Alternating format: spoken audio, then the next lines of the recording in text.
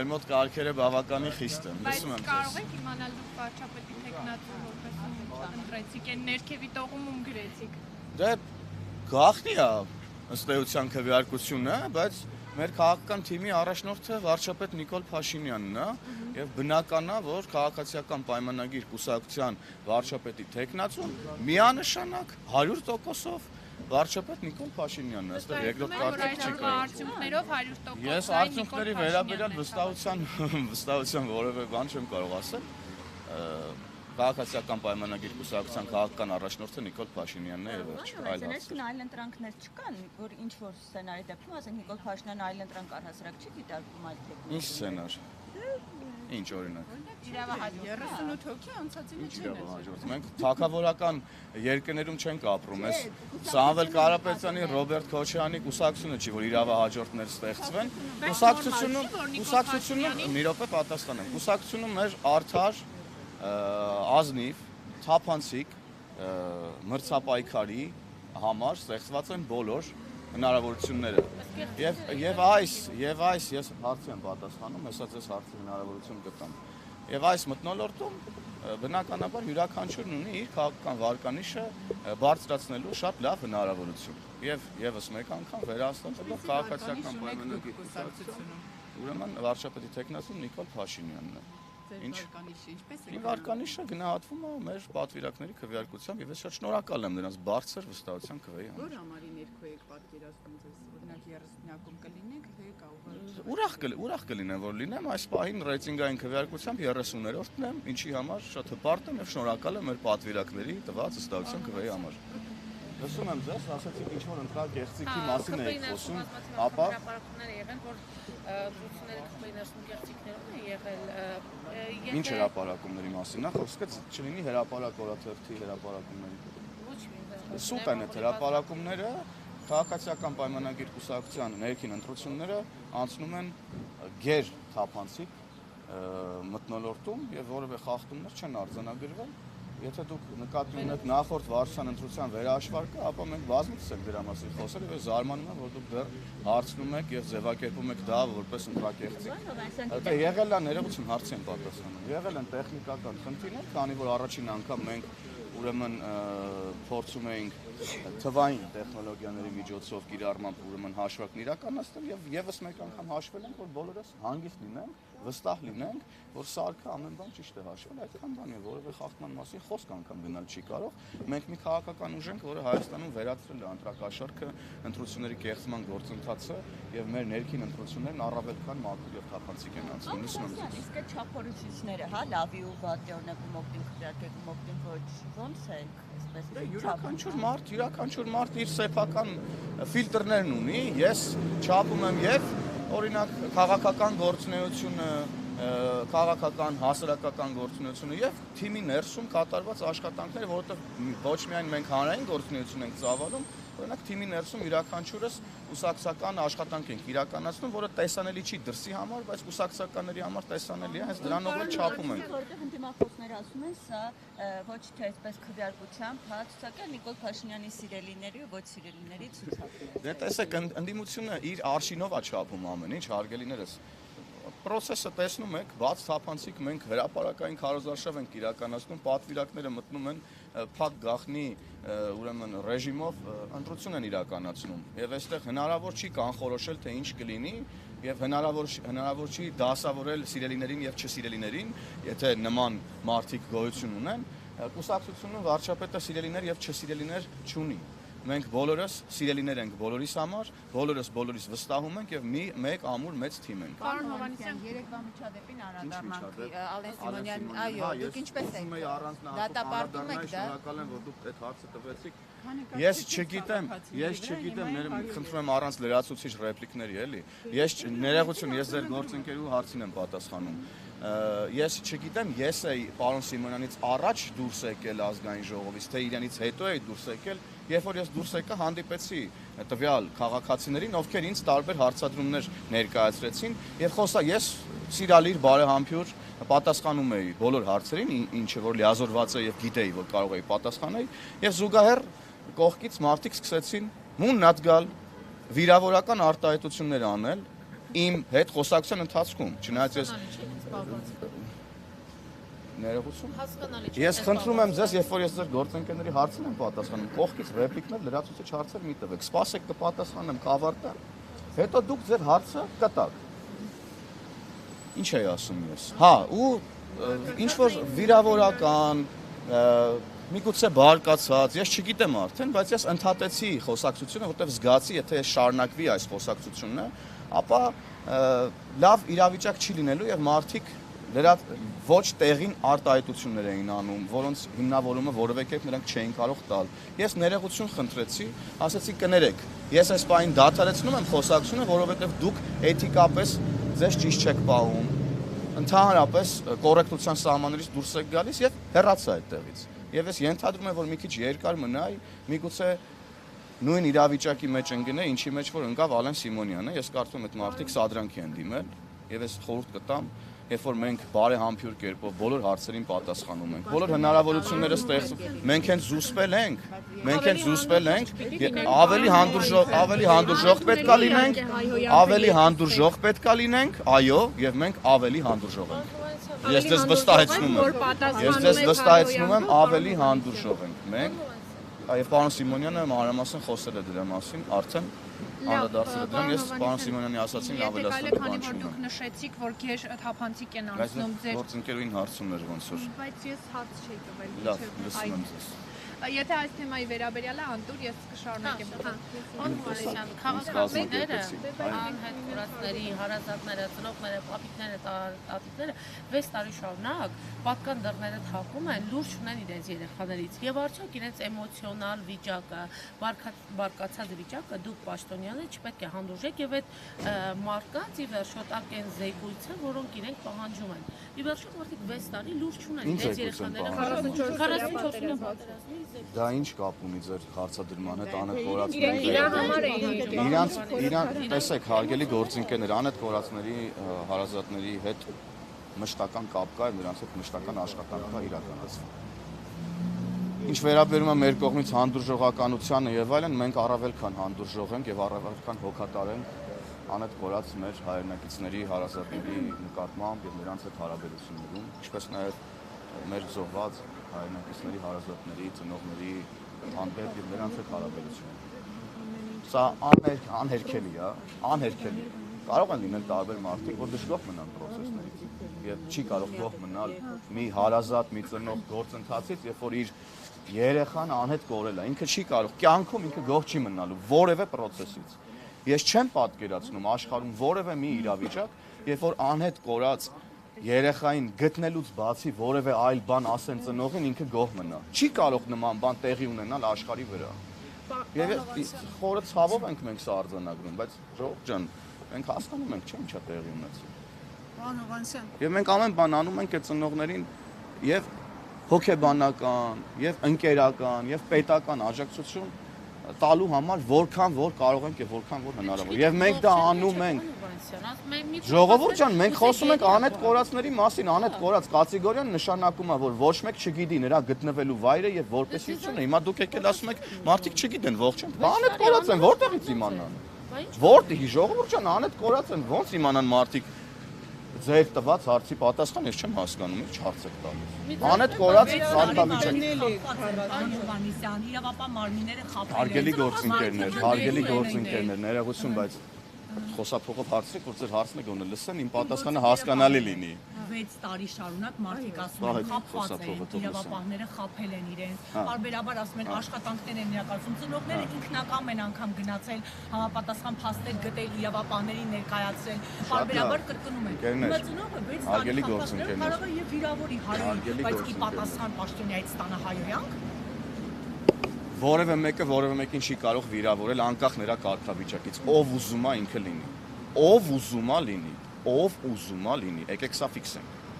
Չկա որևէ կարգավիճակ, որը թույլ է տալիս մարդուն սեռական բնույթի հայոյանքներ հնչեցնել դիմացինի հասցեին։ Նման կարգավիճակ գոյություն չունի ուղղակի։ Եթե կարելի էր հասկանալ, թող հասկանային։ Ես հիմա չեմ ուզում բանալ։ Ես նոր դա էի ասում, չկա որևէ պատասխան, որ կարելի է տալ անետ խորացի ծնողին կամ զոհվածի ծնողին եւ ինքը գոհ հեռանա։ Չկա դες պատասխան, որտեղ մարդը երեխա կորցրել է։ Հարազատ է կորցրել։ Հարազատ Սիմոնյանն այդ մարդկանց բազմաթիվ լսել է, ես խնդրում եմ արդեն պատասխանեցի։ Լավ, ժողովուրդ ջան, հիմա դուք երկուսով նույն լրատվամիջոցն եք ներկայացնում, անարդար է ձեր գործընկերների նկատմամբ, ես լսում եմ ձեր հարցը։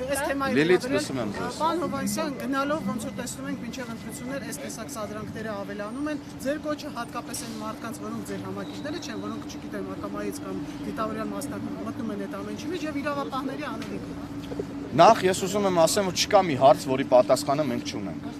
Կարող է այդ հարցի պատասխանը գոհացուցիչ չլինի, բավարար չլինի, կիսատ լինի, դեռևս ամբողջական չլինի, բայց չկա որևէ հարց, որի պատասխանը մենք չունենք եւ որևէ հարց, որից մենք խուսափում ենք։ Ինչ վերաբերում է նրա նման իրավիճակներին, ես ամբողջությամբ հասկանում եմ, ելի եմ կրկնում հուզական կորուստ ունեցած վիճակում գտնվող մեր հայրենակիցներին եւ նրանց խնդրում եմ ուղղակի մնալ կոռեկտության, էթիկայի սահմաններում, որովհետեւ մենք մեր կողմից ամեն բան անում ենք, հանդիպումներ են կազմակերպվում եւ այդպես շարունակ։ Ադրբեջանում պահվող մեր հայրենակիցների հետ կապված ամեն օրի աշխատանք է տեղի ունենում եւ մենք տեսնում ենք, որ վերադառնում են ոչ մեր ուզած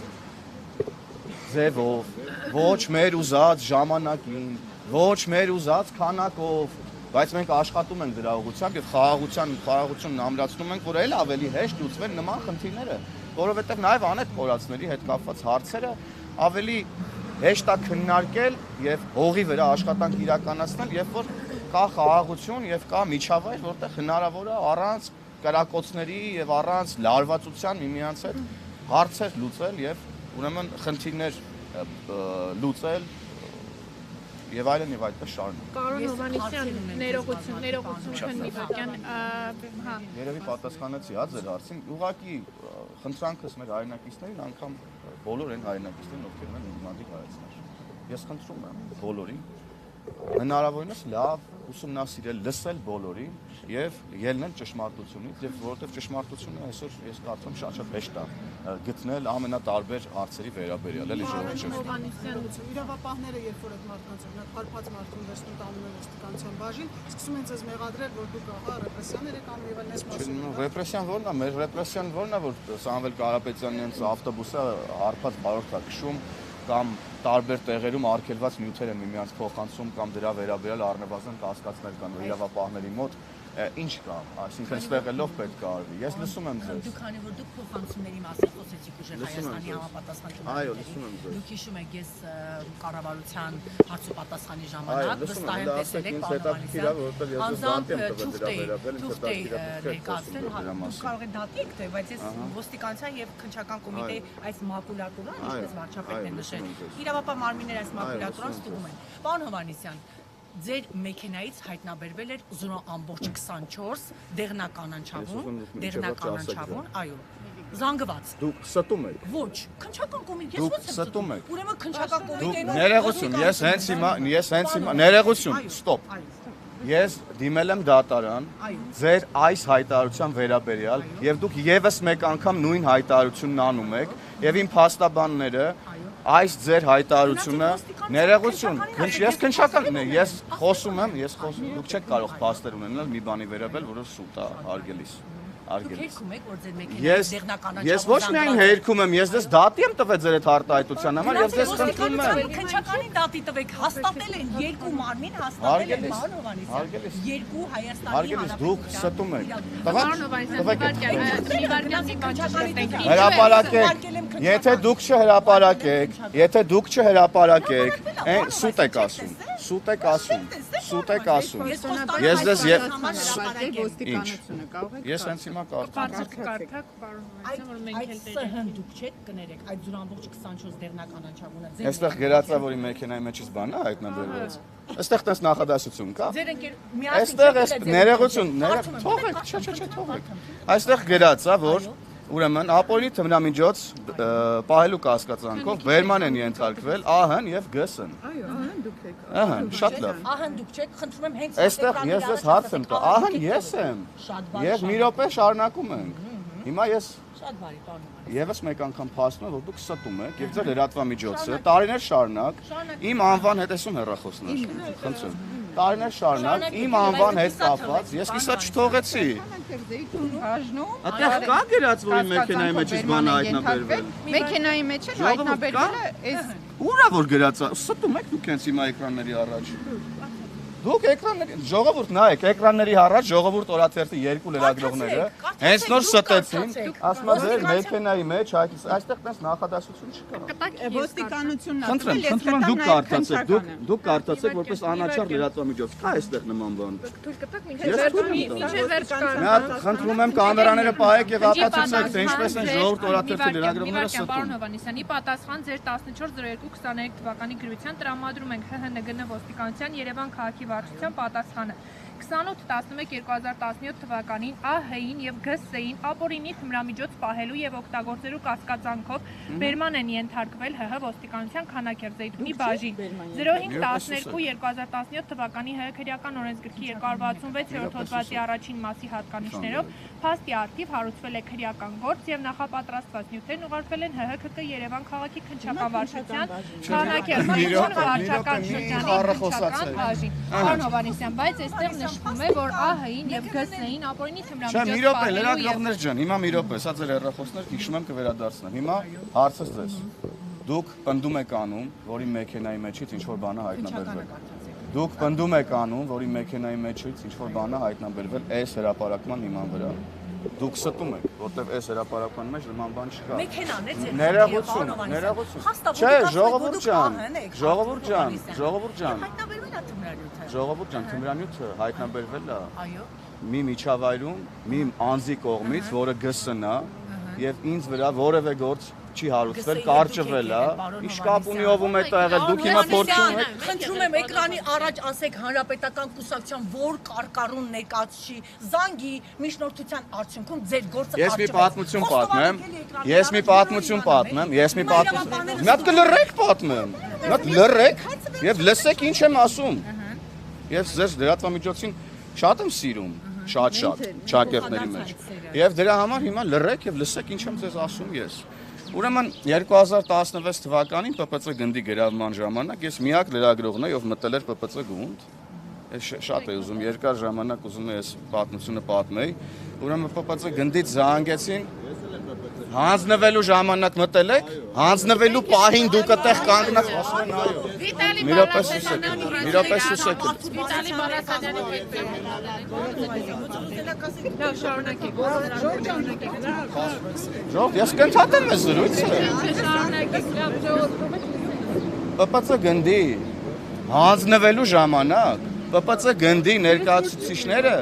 ձեր օպերատորին ասեք թող իրան հավաք պահի հենց հիմա, թե չէ հասկացանք։ Ուրեմն